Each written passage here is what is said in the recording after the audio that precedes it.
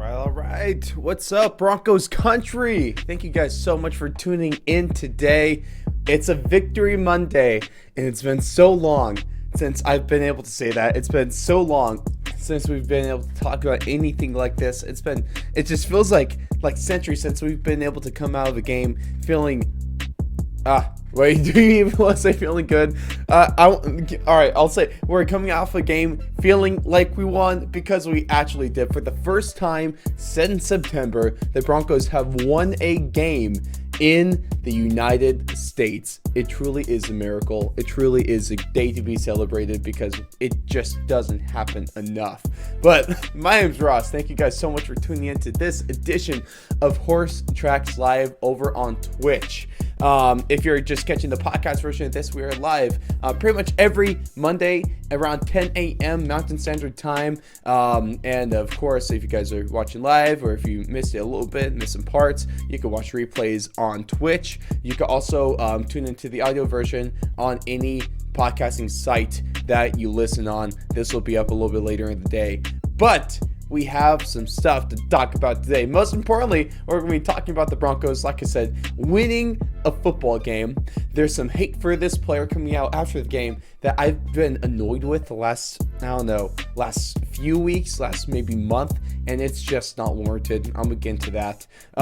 And let's talk about the numbers from the game, some MVPs, and then we're going to take a look at the game balls here, and we're going to take a look at our 3 words or less. This is what I had from you guys. This is the homework I give you, or maybe just, it's not really homework. It's pretty easy to come up with this, but you can follow us on any social media platform, Mile High Report on Facebook, Instagram, and Twitter. But I promise you that, well, the Twitter game is actually really solid.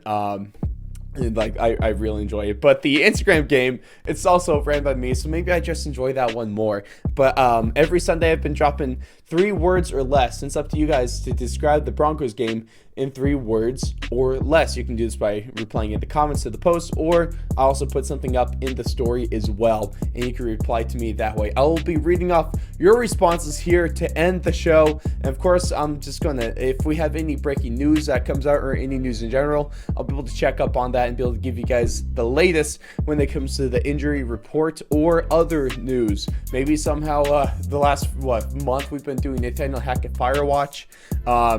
Obviously nothing's happened, but now since we're not expecting it, maybe it will happen. Who knows? Am I just being horribly optimistic? You bet I am. But let's go ahead and jump into today's game reactions, because I think all it took for the Broncos to be able to win the football game and to be able to look all right in the football game was playing against a third-string quarterback. Now, if we could just do this every single week, then I think the Broncos are going to have a great chance of actually having a winning record. Oh, man. Yeah, no. General thoughts on this one. I wasn't looking forward to it all too much. I wasn't looking forward to a game between Colt McCoy and Brett Rypien. I'm sorry if that offends you in any way, but that's just my feelings on that one. But I did have this weird sense of optimism going into the game. It didn't come that way in our score predictions over at milehighReport.com. Do that every single week. Tons of awesome articles daily. Go ahead, check that one out tomorrow on Tuesday, every Tuesday. My power rankings lead wide. It's going to be fun. And then we'll also be able to see your fan reactions in my article that comes out on Thursday, when it comes to your guys' responses to some possible overreactions from Broncos country. But I did have this little bit of sense of optimism. Like I said, it didn't come through in my score predictions, but I was like, man, the Broncos could probably actually win this game. The Cardinals have been struggling this year. It definitely been struggling late. They're not going to have an athletic guy like Kyler Murray. They don't have an exceptional run game, which is where our pass rush kind of has floundered the last few weeks when it comes to setting the edge. And at the same time, I mean, they have D-Hop. Everyone else is injured. And the Broncos have a fantastic defense, fantastic secondary, and that really came through in this one. And the Broncos, I wasn't expecting them. I was hoping that they were going to win. I wasn't expecting them to break the 16-point margin, let alone they put up 24 points. Put 24 points for just the second time this season. The first time that happened was last week against the Chiefs when they put up 28. The closest they got before this was against the Raiders when they put up 23. So we're just living the dream right now. This is fantastic. We're having a good time. And arguably the best thing, we saw this again this week. We saw this again. But one of the best things, and this is part of the overreactions, you can go on over to the Instagram right now. The poll is live on the story. Go ahead and vote so you guys could be a part of that article that comes out a little bit later this week. But one of the best things the Broncos have done all year is taking Jerry Jeudy, taking him from the middle of the field and moving him to the outside of the field. All right, because we've seen a bit of an explosion from him as of late. Of course, last week he put up over 70 yards and 3 touchdowns. This week he gets 7 catches on 8 targets, puts up another game over 70 yards, and it's just nice seeing him. He's a guy that has great route running. He has good speed. He's elusive. And to be able to finally line him up on the outside now, this is just due to out of necessity. Maybe the Broncos have just made this move because they've had to due to injuries, especially to guys like Cortland Sutton as well. They're big outside receiving threat. Tim Patrick, a big outside guy there. But now we have Jerry Jeudy on the outside. He's a threat, man. And so it's been awesome to see that adjustment being made. And one of the other things, what do we have here? No, gosh, dang it, dude. How do you, man? I feel like an old guy. Let me delete this message. This is stupid. Someone trying to advertise on our chat. Nah, not having it. How do you? No, I don't want to pin, and I also don't want to reply. Why can't Twitch, you're being dumb. Twitch, stop that. Oh my gosh. I'm annoyed. Not gonna lie. Twitch is being pretty lame here. Gosh, you know what? Whatever. Screw it. We're just gonna move past you guys to whatever website this is. This is stupid. Don't worry about that one. Gosh dang, that's dumb. But let's move in past that one. Man, I feel like an old person. I feel old, man. I'm not trying to offend anyone in the listening to this right now, but I feel old. I'm like the guy that can't figure out how to work the computer. This is stupid, man. Twitch is stupid sometimes. But nonetheless, we move on. Jerry Jeudy on the outside. Good stuff, Clint. It's obviously working. All right. And just some other general feelings. The offensive line sucked. I kind of felt bad for Brett Rypien. One of the things we talked about, we're going to get to another dumb fan take here in just a second, but one of the ones I addressed on this earlier edition of Force Tracks that's dropped a little bit earlier this morning on Monday. I was talking about the weird people saying that the offense is better with Rypien because, of course, there's that tweet by, man, who tweeted that one for a second? That was that's right. It was Zach Stevens. Zach Stevens comes out in tweets. Brett Rypien's 24 points scored today is more than the Broncos have scored with Russell Wilson in the game all season, which is correct. Last week they only scored 21 with him because Brett Rypien was throwing that last touchdown pass. So, while true, let's also look at the context around this stat. Yes, Brett Rypien has scored more points than Russell Wilson has in the game this year, but it was also the fewest points the Cardinals have allowed since mid-October. So the stat is stupid. It doesn't matter. It's a dumb take. So Brett Rypien, yes, he was running for his life most of the time in this game. It took 7 sacks for like 41 or 42 yards. J.J. Watt was all over him in the first half. And then, oh man, it was just poor. It's just poor. Also doesn't help that Quinn Miners left with the injury. Reiser is out a little bit of that game, but returned with the injury. Quinn Miners, backup Tom Compton left the game with the injury. It's just not good. So I don't want this to sound disrespectful to Brett Rypien. I really appreciate what he's done as a backup quarterback. It's a hard situation to be in. If we're going to give Russell Wilson some slack, let's give Brett Rypien a lot more slack than that too, because he's also not a $250 million of a quarterback, and he does not call himself Mr. Unlimited. Gosh, I bet you Brett Rypien can make better Subway commercials there as well. But the take that I'm going to move into here is, let's talk about Brandon McManus, and let's just, I'm not necessarily critiquing anyone that might be listening to this. Maybe you're not the one that holds this take. Maybe you are, and I'm talking to you directly. I don't know. If so, I apologize. It's nothing personal. I just think this is a dumb take. And once again, this is a show where I give my opinion on things, so you don't always have to agree with my opinion. And if you have a good counterpoint to this, I would love to hear it, and we can have a conversation about this and be adults and not just be the people that argue back and forth on Twitter, because no one really cares all that much about that one. But let's talk about Rypien and McManus. And most of this comes on the hate he's been getting. He tweeted after the game. Of course, he missed a 38-yarder. He goes out and then tweets. Well, it's nice. He censors himself, too. He cares. He's family friendly. He says, 38 effing yarder, terrible.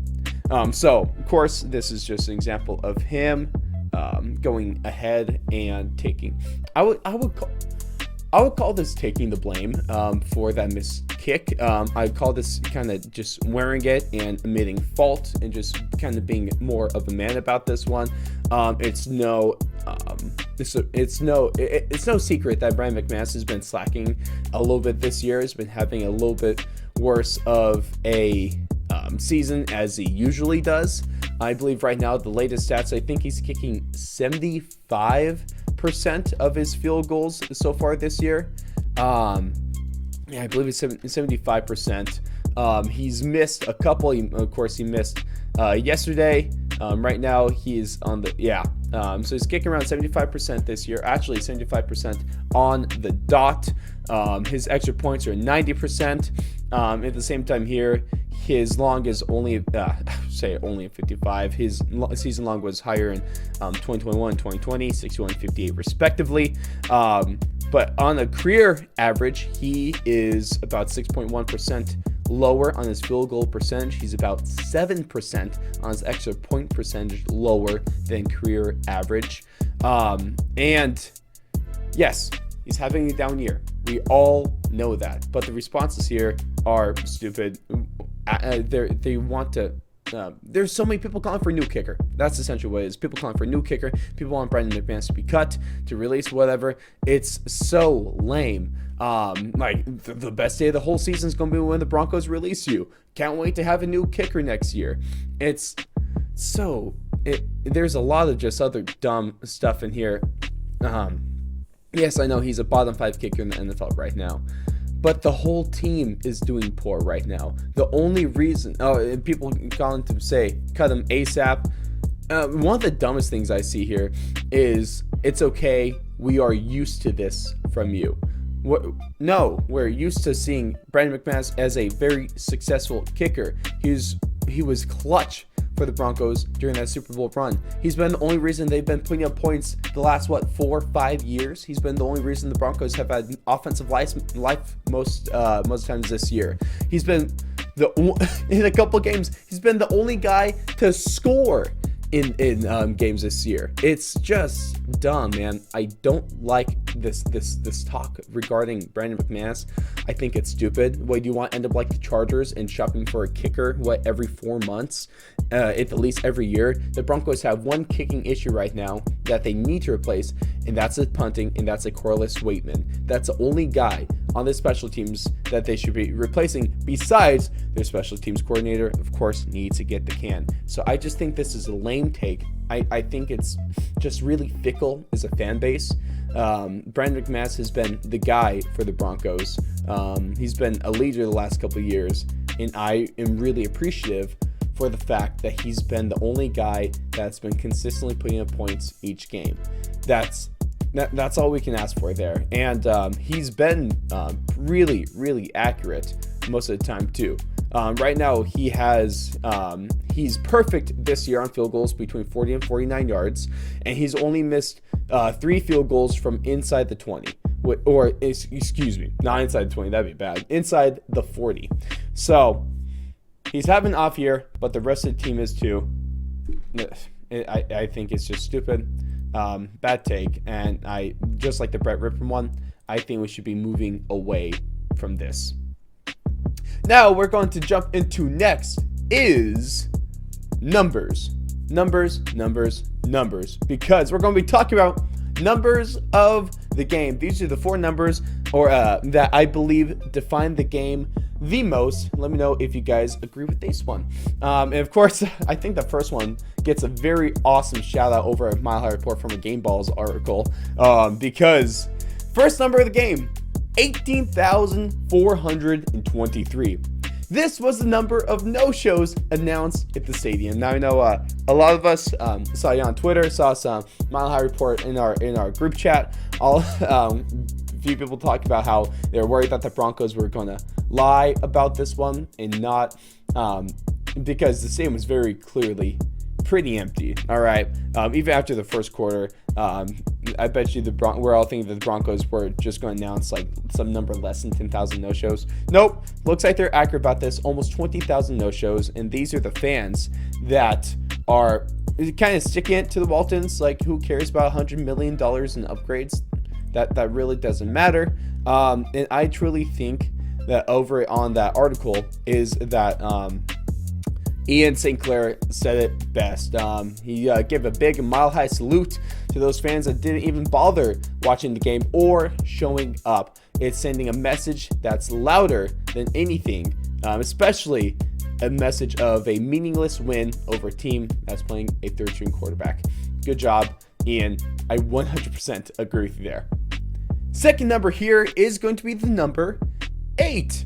And this is now the number of consecutive seasons Latavius Murray has rushed for 500 yards or more. Mr. Consistent. And I'll talk about more in a second. I have been loving what Latavius Murray has been doing so far this year. He's been doing great for the Broncos in terms of like what his role is, what his expectations is, where he's fitting in midway through the season, what his contract is. I'd say he's exceeding on every level than we really thought he would. And just wait to what I want to say about him when we get to the next segment. Next number, 900,000. And this was the amount of dollars JJ Watt made off the Broncos in just the first half alone. All coming off of incentives. When he got his first sack, he was 6.5 sacks entering this game. When he got his first sack to get to break 7, he made a $500,000 incentive. When he got his next sack, that was another $200,000 for an incentive.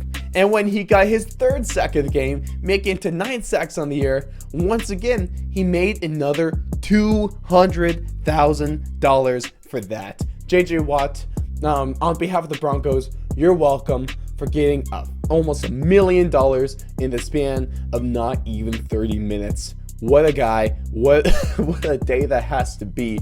Even with the loss, JJ Watt still 100% winning. The last number that I really felt like defined this, I'm just glad that I saw on Twitter from the other guys in Mile High Report. I wasn't the only one feeling this one, at least with especially with one of these people. The last number is the number 3.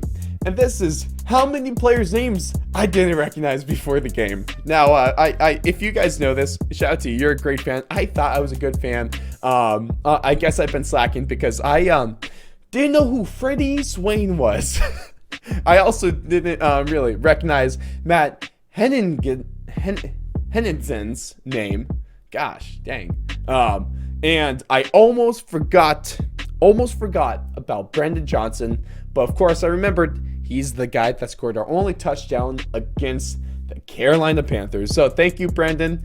And maybe it's I'm going to take some blame on this one for not being fully, recognizing the players on this team, which I really should, because that makes me bad at my job, apparently. But also, I'm going to cut myself some slack, and maybe some of you guys out there some slack too, because I think this is more on just this, describing the state that this team is, the state of the injury report is. I mean, you guys hear me every Thursday morning. I get to attempt every week, and successfully, I'll do say so that myself, attempt to read through the Broncos injury report in just one breath. It is tough. It reads like a novel every week, and that's why the Broncos are now having players where you're like, who is that, man? Are they from the CFL? Maybe they played in the USAFL, or maybe they're going to have some time in the upcoming XFL. Shout out to the XFL, by the way. I'm excited. Yeah. Go with Houston Roughnecks, the uncrowned champions of the XFL. Also, of course, we're Broncos country here. Another reason to love the Houston Roughnecks is Wade Phillips. I love you, man. I love you so much. I miss you. You're the freaking best. Shout out Wade Phillips, all right? Maybe not the best of head coaches, but defensive coordinators, hard to get much better than him. And before we get to our 3 words or less, it's time to jump into game balls, because there's some players that really, really deserve this one. First one I'm going to talk about is, like I said, I was going to talk about him. It's Latavius Murray. It's Latavius Murray. In this game, he had 130 yards, a touchdown. He also had the catch for 12 yards. He had 5.4 yards per carry. Oh, man.